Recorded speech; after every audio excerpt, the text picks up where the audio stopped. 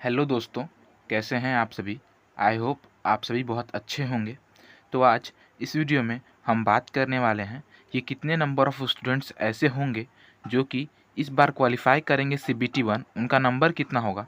क्योंकि cut off के बारे में तो हमने बहुत बार बात कर ली है कि कट ऑफ कितना होगा इस बार, बट अब हम बात करने वाले हैं इस वीडियो में कि नंबर ऑफ़ स्टूडेंट्स कितने होंगे जो कि क्वालिफ़ाई करेंगे एसएससी जेईई सीबीटी 1 और अपीयर होंगे एसएससी जेईई मेंस में। ठीक है। तो इस वीडियो का टॉपिक यही है कि number of students approx going to appear in SSC JEE mains.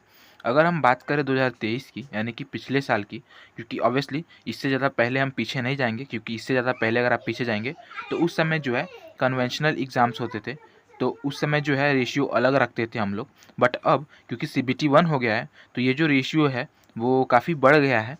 आप कह सकते हैं कि कहीं ना कहीं डबल हो गया है।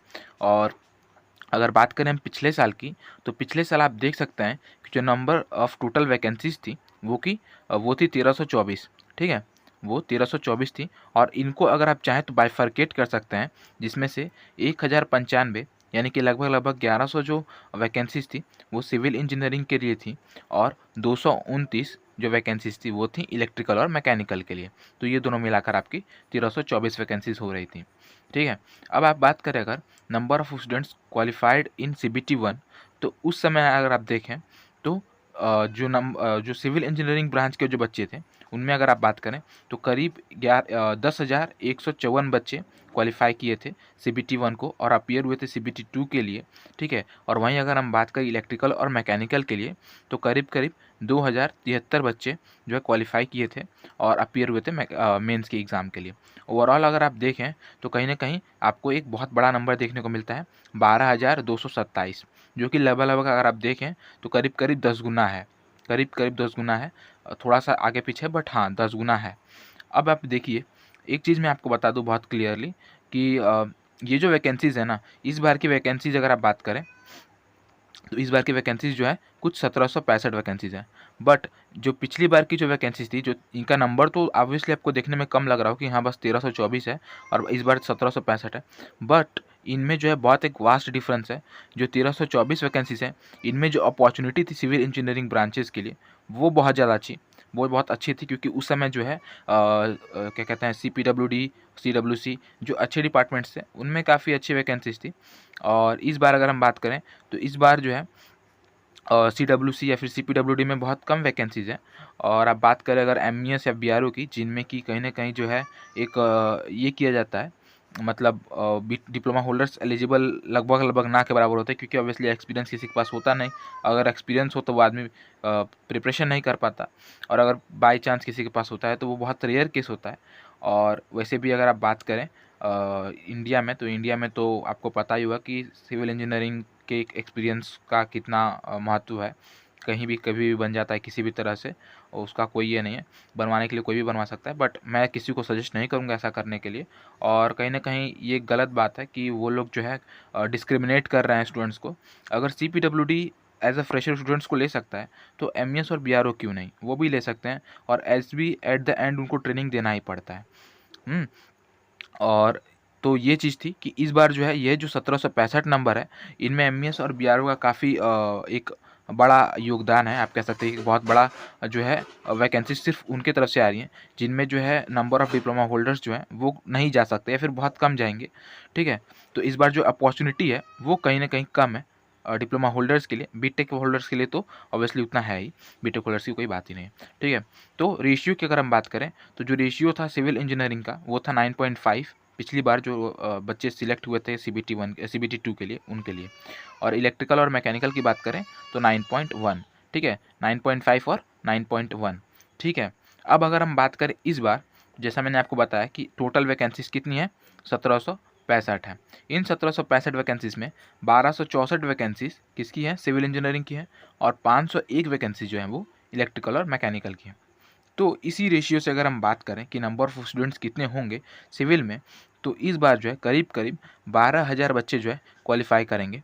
और प्लस माइनस आप 100 कर लीजिए कि क्योंकि मैं ये अप्रॉक्स बता रहा हूँ। तो अगर आप एक्चुअल नंबर की बात करेंगे तो करीब-करीब इतना ही होगा, 12,008 प्लस माइनस 100। ठीक है? और अगर हम बात करें number of students in electrical और मैकेनिकल, तो यहाँ पे कुछ जो है 4560 + -50 होगा। यानी ओवरऑल अगर आप देखें तो सिविल में 12,000 और क्या कहते हैं इलेक्ट्रिकल और मैकेनिकल में 4600 बच्चे जो है कहीं ना कहीं क्वालिफाई करने वाले हैं इस बार CBT 2 में। ये एक अप्रॉक्स वैल्यू है। टोटल नंबर ऑफ स्टूडेंट्स की बात करें तो ये जो नंबर ऑफ स्टूडेंट्स होंगे वो कहीं ना कहीं बढ़ के कितने हो जा रहे हैं आपके 16,568 +- 150। ठीक है, यानी कि करीब करीब 16,500 बच्चे जो है इस बार क्वालिफाई करने वाले हैं CBT 1 को। ठीक है, तो ये था नंबर ऑफ स्टूडेंट्स जितने क्वालिफाई करेंगे CBT 1 को और अपीयर होंगे CBT 2 में। ठीक है, तो आई होप कि आपको ये वीडियो पसंद आया होगा, सभी चीज़ें समझ में आई होंगी। कोई भी दोस्त ये नहीं समझेगा कि मैं इसके मतलब मैंने जो डिप्लोमा होल्डर्स वाली बात की, कोई भी ऐसा नहीं समझेगा कि मैं ये कह रहा हूँ कि मतलब बीटेक वालों को हटा देना चाहिए फिर ऐसा कुछ। मैं बीटेक के अपोजिशन में नहीं हूँ, मैं डिप्लोमा होल्डर्स के साथ में हूँ। ठीक है, एक होता है कि मैं किसी को अपोज करना होता है और एक होता है कि किसी का साथ देना होता है, किसी के साथ में होना होता है।